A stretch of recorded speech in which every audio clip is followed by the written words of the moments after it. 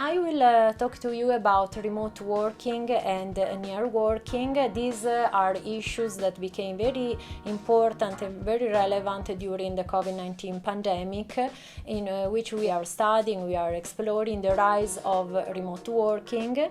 Remote working depends by the sectors and jobs, because not all sectors of the economy allow people to work remotely, and this remote working has an impact on the city. Indeed, there are several studies, several research focusing on the live from the city and the attractiveness of suburban and peripheral areas. I will specifically focus on the case of Lombardy region. The issue of remote working is very much related to the issue of urban and regional economics and economic geography, starting from the assumption that space matters. Therefore, thanks to information communication technologies, people nowadays can work kind of from everywhere, specifically if they belong to sectors, high value added sectors, if they are high skilled and knowledge workers.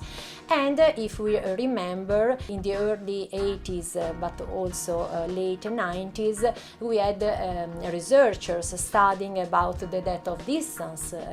There were several researchers that were stating that the world is flat because information and communication technologies are changing the relationship between individual action and collective action regarding social, political and environmental issues. But if we think about the fact that space matters as urban and regional economics and economic geography state, the world is not flat. Indeed, later on, in the beginning of 2000, other authors underlined that the world is curved, like Philip McCann, Andres Rodriguez Pose. Why? Because spatial transaction costs have not fallen over recent years, but they have changed. So people, especially knowledge workers and high-skilled workers, need face-to-face contact. This means that, again, space matters, and specific activities, high-skilled activities, high-value-added activities, knowledge activities happen in the cities when we have urbanization and agglomeration economies, where there is knowledge spillover and where there is a concentration of creative activities, of high-skilled activities and knowledge activities. Indeed, in 2012, Edward Glaser published the book The Triumph of the City. Nowadays we are living the COVID, because pandemic didn't finish yet. We have lived in a period where remote working increased a lot, especially in all the countries. But some countries like Italy, for instance, could see a rise in growth of remote working in several sectors of the economy.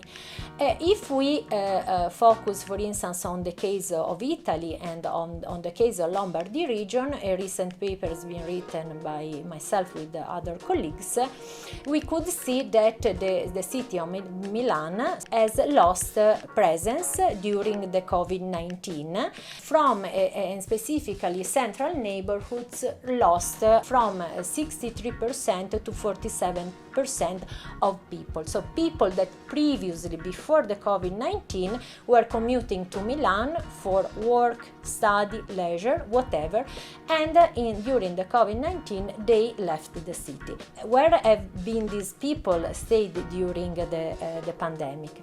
Some of them entered the city and stayed in the city during the day, and these were workers that had to go to work, so these were workers that couldn't work remotely.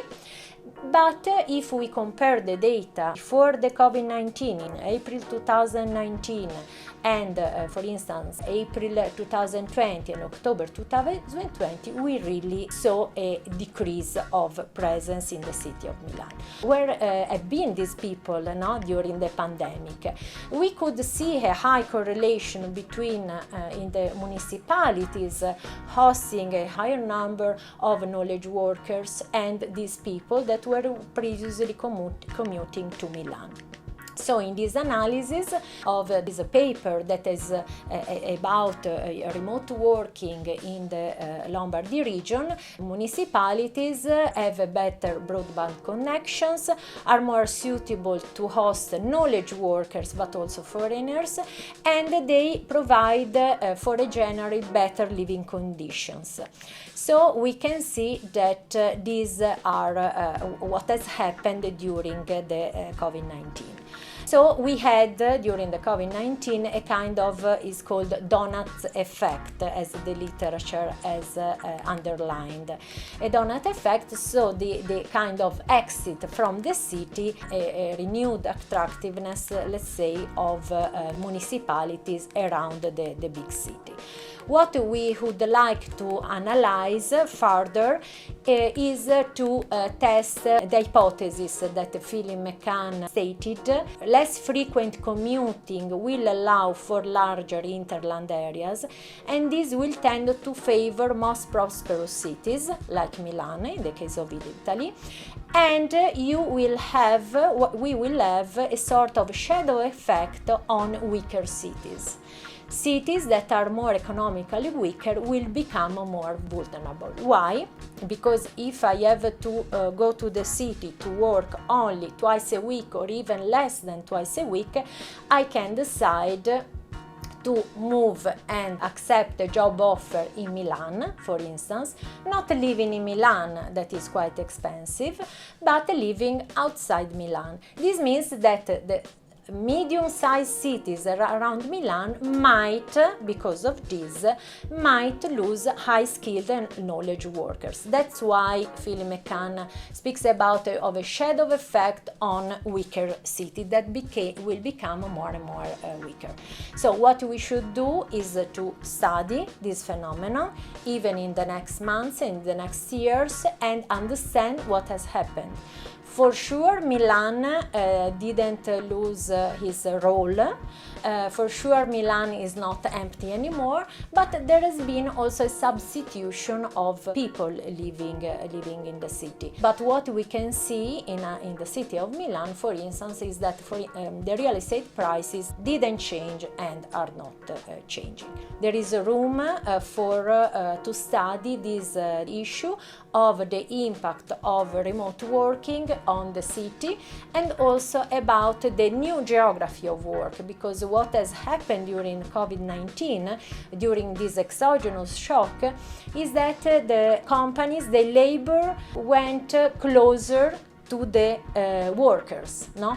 Before it was the other way around, where the workers that had to go and live closer to their office, company, establishment, and so on.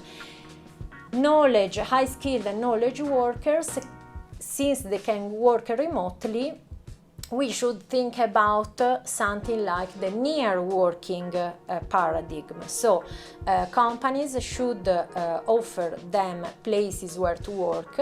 These places can be satellite offices of these companies, but can also be third spaces like co-working spaces.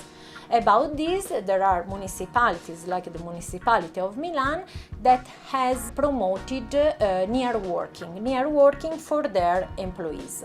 And I just want to conclude that I think that the remote working phenomenon that grew during COVID-19 pandemic is the positive, I think, but one of the positive effects of COVID-19, and I hope that it will not change.